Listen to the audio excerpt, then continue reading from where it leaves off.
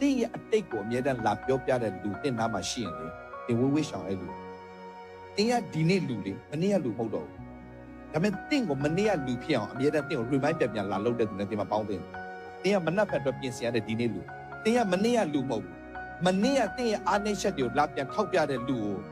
တင်းအချိန်မပေးတင်မနေ့ကတင်းရဲ့အားနည်းချက်ကိုထောက်ပြတဲ့လူကြောင့်လည်းတင်းမှာပေါင်းတင်